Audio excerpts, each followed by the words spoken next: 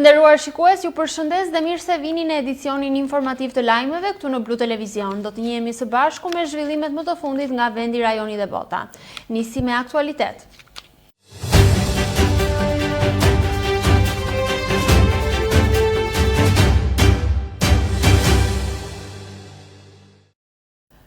Është mbledhur në ambientet e prefekturës së Qarkut Vlorë Komiteti për Menaxhimin e Sezonit Turistik e pranishme dhe zëvendësministrja e turizmit Marinela Prifti, e cila theksoi se objektiv mbetet zgjatja në kohë e sezonit turistik, duke shkuar kështu drejt turizmit gjithvjetor. Është mbledhur në ambientet e prefekturës së Qarkut të Vlorë Komiteti për Menaxhimin e Sezonit Turistik, në drejtimin e prefektes së Qarkut Vlorë Evi Sallushi dhe me prezencën e zëvendës ministres të turizmit Marinela Prifti është diskutuar mbi menaxhimin e sezonit turistik dhe marrjen e masave për mbarvajtjen e tij. Në fjalën e saj, zëvendës ministre e turizmit Prifti u shpreh se objektivi është që sezoni turistik të zgjatet në kohë duke shkuar drejt turizmit gjithvjetor. Sipas saj, në 3 muajt e parë të këtij viti krahasuar me një vit më parë, ka mbi 11% të rritje të numrit të turistëve. Kjo rritje sipas saj vendos institucionet në përgjegjësi për të menaxhuar siç duhet sezonin veror. Janë zgjeruar muajt e sezonit turistik, fillon pak më përpara dhe mbyllet pak më vonë. Gjë që është në favorin e të gjitha bizneseve të cilat janë përfshira në sezonin turistik dhe është një nga objektivat që ne kemi si ministri, pra që të kemi jo vetëm një sezon turistik veror më të zgjatur, por të kemi një turizëm gjithvjetor ose 365 ditë turizëm. Gjë që vendi ynë për shumë arsye na e ofron. Strategjia jonë është ndërtuar e tillë që ne të kemi një sezon 365 ditë. Ne kemi pasur numra shumë pozitiv, cilat edhe i kemi anoncuar her pas here dhe në kanalet tona. Në 2025 kemi pasur rreth 12.5 milion vizitor dhe po ashtu kemi publikuar edhe shifrat e marsit të 2026-s dhe po të krahasojmë marsin 2025 me marsin 2026, kemi pasur një rritje prej 11% më shumë vizitor turist në territorin e Republikës së Shqipërisë. Dhe kjo na vë përpara një përgjegjësie akoma më të madhe. Sigurisht që shifrat na kënaqin, por edhe na obligojnë në të njëjtën kohë për të qenë më të përgjegjshëm, për të menaxhuar më mirë sezonin turistik dhe për të qenë në atë vijën e parë që kush vjen në territorin e Republikës së Shqipërisë si vizitor të jetë sa më i kënaqur me shërbimet, me natyrën që vendi ynë ka, me sigurinë, me çdo element që i takon një turisti që të ketë për të qenë të ndjerë i sigurt dhe i shërbyer me cilësinë e dur në të njëjtën kohë. Gjithashtu kemi pasur edhe një zgjerim të hartës nga vendet që ne presim vizitor, më përpara kemi qenë me një turizëm më të zhvilluar në vendet e rajonit, ndërsa sot kemi vizitor dhe shifra më të larta nga vendet të tjera europiane, si Spanja, si Gjermania, Franca, Britania e Madhe ka pasur shumë rritje, dhe kjo na tregon që ne duhet jemi më të përgjegjshëm për të ofruar edhe një shërbim sa më cilësor ndaj turistave që vinë.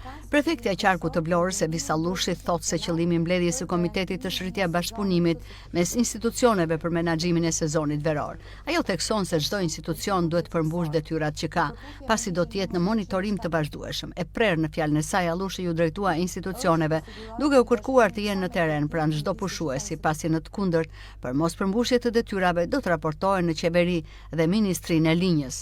Ka si qëllim kryesor koordinimin ndërinstitucional për garantimin e një sezoni të suksesshëm, të sigurt dhe cilësor. Roli ynë është të sigurojmë një bashkëpunim sa më efektiv midis të gjitha institucioneve dhe të monitorojmë zbatimin e detyrimeve ligjore në territor. Bashkitë e Qarkut të Vlorës mbajnë një përgjegjësi kyçe, veçanërisht në drejtim të pastrimit, menaxhimit të mbetjeve, organizimit të hapësirave publike, parkimeve dhe garantimit të rendit në zonat turistike. Gjatë këtij muaji nga Agjencia e Bregdetit është zhvilluar procesi i aplikimeve për stacionet e plazhit, një element thelbësor për mbarvajtjen e sezonit. Është e rëndësishme që ky proces të përmbyllet në kohë, me transparencë dhe në përputhje me kuadrin ligjor, duke shmangur mbi vendosjet dhe problematikat në terren të shfaqura në vitet e kaluara. Njëkohësisht, çdo institucion duhet të ketë marrë masat përkatëse. Policia e Shtetit për sigurinë dhe menaxhimin e trafikut, Agjencia Kombëtare e Ushqimit për kontrollin e sigurisë ushqimore, Inspektoriati Kombëtar i Mbrojtjes Territorit për ndalimin e ndërtimeve pa leje, Agjencia e Bregdetit për menaxhimin e vijës bregdetare, tatimet për luftën kundër informalitetit, institucionet mjedisore për mbrojtjen dhe kushtet e përshtatshme të mjedisit. Institucionet që sapo përmenda do të jenë në monitorim të vazhdueshëm nga institucioni i prefektit për përmbushjen e detyrave të ngarkuara dhe çdo neglizhencë do të raportohet në Ministritë e Linjës si edhe në Kryeministri, mbështetur në përgjegjësitë në kryerjen e detyrës së institucionit të prefektit të qarkut. Suksesi e sezonit turistik varet nga bashkëpunimi ynë konkret dhe përgjegjësia institucionale. Është momenti që secili prej nesh të përmbush detyrimet në kohë dhe me standardet e kërkuara. Që institucionet përkatëse, duke filluar nga drejtuesi dhe deri te punonjësi më i thjeshtë, të jenë në terren, aty ku është problemi, ku është pushuesi, ku e kërkon më e mira për imazhin e qyteteve të qarkut tonë. Ju ftojmë që të gjithë së bashku të intensifikojmë bashkëpunimin dhe të raportojmë në mënyrë periodike mbi ecurinë e masave, në mënyrë që të garantojmë një sezon turistik dinjitos për qarkun e Vlorës, të cilin ua kemi detyrim qytetarëve të qarkut, por edhe mira pushuesve që zgjedhin qarkun tonë për të kaluar pushimet verore. Mbledhja e Komitetit të Menaxhimit të Sezonit Turistik Vlori Mar vjen në prag të nisjes së sezonit veror, ku Vlora pritet të jetë një ndër qytetet më të preferuara për turistët. Në mbledhjen e Komitetit të Menaxhimit të Turizmit janë ngritur dhe disa shqetësime për sa i përket menaxhimit të tij apo problematikave të mbartura, si zaptimi i hapësirave publike në plazhe, mos ndarja e tyre në kohë nga Agjencia Kombëtare e Bregdetit, si dhe mungesa e vendqëndrimit të anijeve turistike. Përgjatë mbledhjes së Komitetit të Menaxhimit të Sezonit Turistik janë ngritur dhe disa shqetësime për sa i përket menaxhimit të tij apo problematikave të mbartura. Elidon Çela, drejtuesi i Policisë së Qarkut Vlorë, po se nga pikpamja e sigurisë sezoni vitit kaluar ishte një histori suksesi. Por sipas Çelës, edhe për këtë vit problem mbetet zaptimi i hapësirave publike në plazhe dhe mos ndarja e tyre në kohë nga Agjencia Kombëtare e Bregdetit, çka nxit konflikte dhe shkakton problematika. Nga pikpamja e sigurisë, sezoni i vjetshëm ishte një histori suksesi. Nuk ka patur asnjë gjëra të rëndë me impakt për pushuesit dhe banorët. Është menaxhuar shumë mirë dhe është garantuar siguria e pushuesve dhe banorëve në qarkun e Vlorës. Siguria rrugore ka qenë një prioritet dhe vazhdon të jetë edhe për këtë vit, duke marrë masa si me shtimin e prezencën të strukturave të policisë, por edhe me përdorimin e mjeteve inteligjente për monitorimin dhe parandalimin e shkeleve në fushën e qarkullimit rrugor. Menaxhimi dhe monitorimi i zhurmave të shkaktuara nga ndotja akustike ka qenë një prioritet tjetër dhe mendoj që këtë problematik ndër vite e kemi futur në rrugë ligjore dhe tashmë ka një bazë ligjore të plot dhe vjetë është menaxhuar dhe orari 24:00 i lejuar zbatim të ligjit për këtë fenomen është zbatuar me rigorizitet për gjatë gjithë ditës bregdetare dhe në zonat me frekuentim të lartë. Aktualisht, Policia e Vlorës është duke përgatitur plane masave të veçantë për garantimin e rendit të sigurisë për sezonin turistik, në zbatim dhe të programit të punës të Drejtorisë Përgjithshme të Policisë së Shtetit, duke u fokusuar së pari në shtimin e prezencës së policisë në gjithë zonat turistike, por jo dhe vetëm zonat turistike, por në gjithë zonat me frekuentim të lartë nga pushuesit, atraksionet e veçanta turistike në gjithë territorin. Siguria rrugore, siç e thash, vazhdon të mbetet prioritet. Prezenca e policisë alternuar dhe me përdorimin e mjeteve teknologjisë ka për qëllim jo vetëm garantimin e rendit dhe parandalimin e ngjarjeve kriminale, por edhe për të qenë aty të gatshëm për të dhënë ndihmë për çdo situatë emergjente dhe nevojë për pushuesit.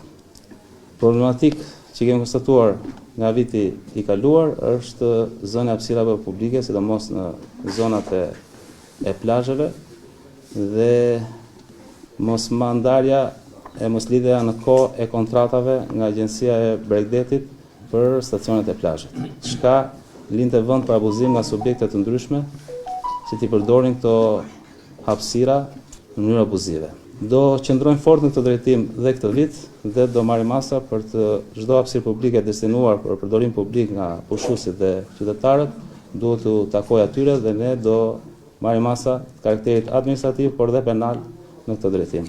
Përfaqësuesja e drejtorisë së kufirit dhe emigracionit në fjalën e saj thekson se sezoni veror kërkon bashkëpunim institucional për garantimin e sigurisë portuale të pushuesve. Ajo shton se është tepër e rëndësishme dhe përgatitja e infrastrukturës së nevojshme për tur operatorët turistik. Për shkak të një sezoni të ngarkuar, ajo tregon se ngarkesë ka edhe në punonësit e strukturave lizbatuese. Aktualisht ka përpiluar plane masash për mbajvajtjen e sezonit turistik. Kemi planifikuar javën e ardhshme të zhvillojmë një takim me gjithë subjektet operatorë turistik që mbulohen në qarkun Vlorë, ku kemi disa shqetësime që lanë vend nga viti i kaluar, pjesa e bregëzimeve, korridoret ujore, zona e Karabërunit është një zonë me risk të lartë për qytetarët, për pushuesit dhe turistët, për shkak se ka një dyndje tepër të lartë dhe këtu ne si institucion kemi hasur vështirësi, duke qëndruar gjithkohën domethënë me orare të zgjatura në shërbim qytetarëve. Shpresojmë që këtë sezon të përmirësojmë akoma më mirë punën tonë. Faleminderit kreut operatorëve të turizmit detar ka qenë shumë bashkëpunues, paktën me mua personalisht. Jemi të kënaqur nga sezoni i vjetshëm, por ka akoma problematika që duhet t'i përmirësojmë. Një nga këto është edhe pjesa e korridoreve hyrëse dalse në zonën e Vlorës, sepse jo të gjithë i zbatojnë dhe respektojnë pikat hyrëse dhe dalse që janë miratura. Ervis Hoxha, tur operator turistik dhe kryetari i shoqatës së anijeve turistike, thotë se problematikat në sezonin turistik janë të shumta. Sipas tij, tur operatorët nuk kanë ende asnjë informacion se ku do të qëndrojnë anije turistike dhe ku do të operojnë këtë vit. Ai shton se ka pasur probleme me sigurinë portuale, ku shpesh nuk janë lejuar të zbriten pasagerët, si dhe një problem i mbartur ndër vite, mbetet furnizimi me ujë dhe energji elektrike për anije turistike. Duke ditur që të tërë drejtuesit të mjeteve ujore nuk është se janë të trajnuar apo të aftë për bizneset apo për profesionin që ata bëjnë. Dhe problematikat, siç e thash, janë të shumta. Ajo që ne kërkojmë është bashkëpunimi me institucionet, me kapitenerinë, portin, kufirin, që sezoni të jetë sa më i sigurt dhe mbarvajtja e sezonit të jetë sa më e mirë. Problematikat që kemi ne si anije turistike apo si tur operator, aktualisht ne nuk kemi një informacion se ku do të operojnë anije turistike apo se ku do të punohet me anije turistike. Duke qenë se sezoni turistik ka filluar dhe lundrimet kanë nisur në portin e Vlorës, nuk dim se ku do operohet ose nuk dim me kë do bëjmë kontrata. Para disa ditësh patëm një lundrim me një anije, edhe kemi patur probleme me sigurinë portuale. Nuk na lejonte që të bënim zbarkimin apo embarkimin e pasagjerëve. Do të donim një informacion sa më të shpejt për të ditur se ku do të operojnë anija turistike. Sezoni veror gjithashtu kërkon një punë më të madhe nga institucionet, pasi shumë problematika rëndojnë mbi operatorët turistik. Probleme këto, të cilat janë të mbartura ndër vite dhe ende nuk janë zgjidhur. Tregu i madh në Vlorë drejt zhvendosjet, edhe pse nuk është përcaktuar ende vendi i ri ku do të sistemohen tregtarët. Shqetësimi për Blu Televizion përcillet nga vetë tregtarët, shumë prej të cilëve punojnë në këtë treg prej 15 apo 20 vitesh, duke e pasur si të vetmi burim jetese. Tregu i madh në Vlorë është drejt zhvendosjes, por ende nuk është përcaktuar një vend i ri ku do të sistemohen tregtarët. Shumë prej tyre punojnë në këtë treg prej 15 apo 20 vitesh, duke patur si të vendin burim jetese. Tashmë ata nuk e dinë se ku do të vijojnë aktivitetin e tyre. Në intervistat e dhëna për Blu Televizion, tregtarët tregojnë se pak ditë më parë janë njoftuar nga punonjës të policisë bashkiake se duhet të largohen, por pa ju dhënë asnjë zgjidhje konkrete se ku do të tregtojnë. Ata e shohin situatën me shqetësim të madh. Ndërsa nuk janë kundër rikonstruksionit të tregut aktual për shkak edhe të kushteve, tregtarët kërkojnë një zgjidhje nga Bashkia e Vlorës. Sipas tyre, deri më tashmë nga Bashkia nuk është ofruar asnjë alternativë, duke i lënë në pasiguri dhe duke rrezikuar të nxjerrë në rrugë. 24 vjet. Këtu. Kështu kanë qenë kushtet e tregut gjithmonë. Jo, në. Kur zgjedh bukën dhe kushtet, do kërkosh bukën. Neve u kemi kërkuar që ta rregullojnë tregun, po jo të braktisemi. Po, na thënë që të hënën ju jeni lajmëruar për të larguar si? Shkoj një hënë, mase do jetë larg dhe kjo tjetra. Dhe ju kanë ardhur?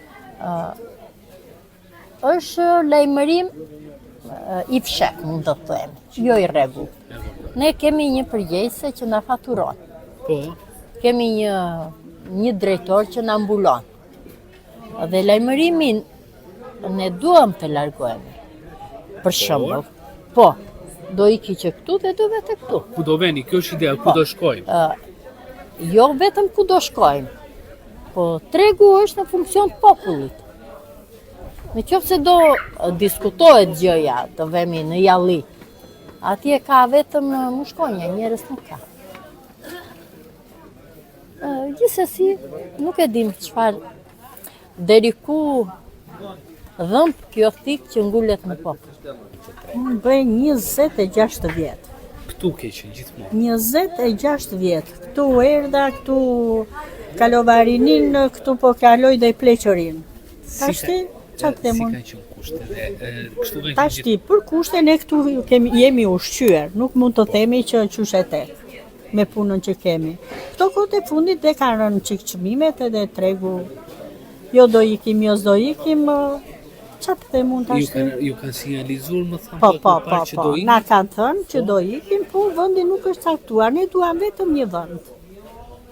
Duam nga bashkia që si erdhi ai zotëria, i erdhi me norma, me shumë kulturë, me shumë edukat, na tha që do ikni, deri të hënën e duam të liruar tregun.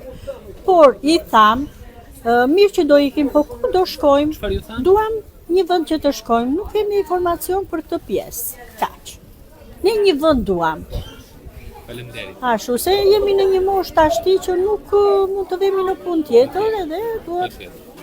Pasaj të buka jemi, nuk jemi se qysh kërkojmë ndonjë kondito apo ndonjë komoditet më të madh, të buka jemi ne. Zoj, sa vite ke që punoni këtë treg? Kam 14 vjet.